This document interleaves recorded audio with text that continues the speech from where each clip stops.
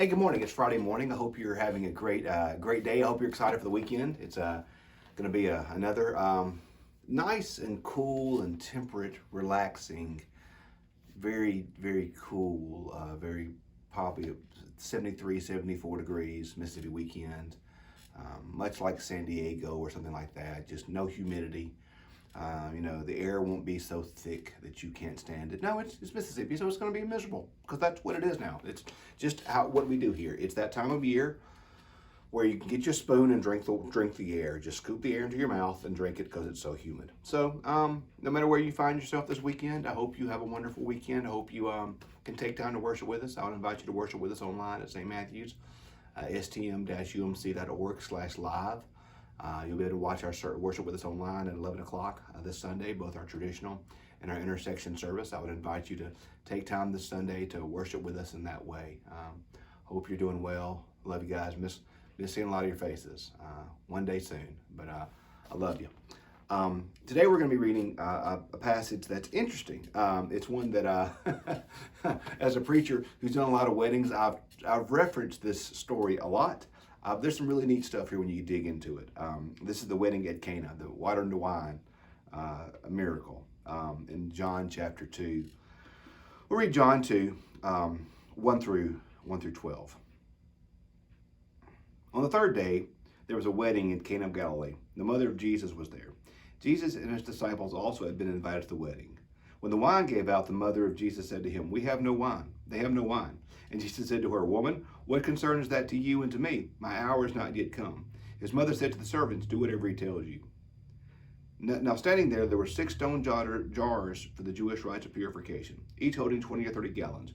Jesus said to them, "Fill the jars with water." They filled them to the brim. "Now draw some out and take it to the chief steward." They took it. When the steward tasted the water that had become wine, they did not know where it came from, though the servants who had drawn the water knew. The steward called the bridegroom and said to him, "Everyone serves the good wine first, and then the inferior wine after the guests have become drunk. But you have kept the good wine until now." Jesus did the first of his signs in Cana of Galilee and revealed his glory, and the disciples believed in him. After this, he went down to Capernaum with his mother and his brothers and his disciples. They remained there a few days.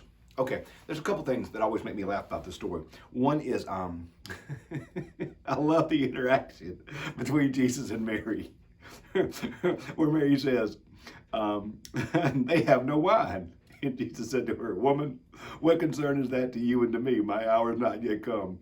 His mother said to the servants, "Do whatever he tells you." And so then Jesus just does. But Jesus is a good boy. He does what his mama says. That's, listen, you want to go a long way. If you want to go a long way in life, just mind your mama. Seriously. Just do what your mama says, and life will typically turn out okay. Just always mind your mama. No matter how old you are, just mind your mama.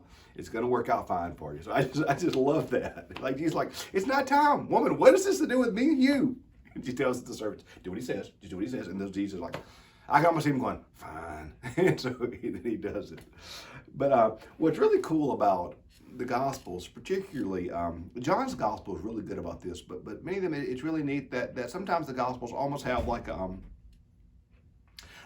director's commentary. If you remember back in the olden days, back when we had DVDs, you could always, in a lot of DVDs, they'd have special editions. And you could, I always like the ones with the director's commentary, where you're watching the movie and you have the director doing voiceovers saying, "Well, what I was doing in this shot was this." And it really helps you learn a lot about movies and learn a lot about the intent of the director as they directed the movies. John is really good about giving you director's commentaries because there's something really important happening here that it's easy to miss if we aren't paying attention. Happens in verse 9. I'll start with verse 8. And he said to them, this is the servants. He said to them, "Now draw some out and take it to the chief steward." So they took it. When the steward tasted the water that had become wine, they did not know where it came from. The servant who had drawn the water knew. And the steward called the bridegroom and said to him, "Everyone serves the good wine first, the inferior later." That seems insignificant, but it's so important. The steward did not know where the wine Of all the people in this text, who knew what had happened? Well, you have Jesus and his mother, obviously, and the disciples, obviously. The steward who was in charge of the whole shindig, he didn't know. He didn't know what happened. The bridegroom didn't know. But who knew what happened? The servants. It says, though the servants who had drawn the water knew. John wanted you to know. The servants knew what was happening. The servants had seen the miracle of God. The servants had seen what Jesus had done. The servants knew. The servants knew. The others didn't know. But the servants knew. Do you want to see what God's doing today? Do you want to see the glory of Jesus? Serve somebody. I think the point of the story for me isn't just it gives us something nice to read at weddings. And in his power and presence, Jesus graced the wedding at Cana of Galilee. I've said that line 1,000 times in my life. I've referenced this story so many times in wedding ceremonies, which is wonderful. I think there's something to that. But I think equally as important, frankly more important to the story, is the fact that of all the people in this story who had seen what God was doing, seen what Jesus was doing, the only folks who weren't part of the inner circle of Jesus, were the servants. They were serving, and they saw what Jesus was up to. So today in your life, if you want to know what God's up to, today in your life, if you want to see the power of God, if you want to see the presence of God, if you want to see God move and work in amazing ways, if you want to see what God is doing, if you want to see the power of Jesus, if you want to see lives change, if you want to see the glory of God, if you want to see the miracles of God, if you want to see these things, serve somebody. Serve somebody. When we serve, we see the power and the glory of God. I love this story because it shows us the path to seeing God's glory. Serve.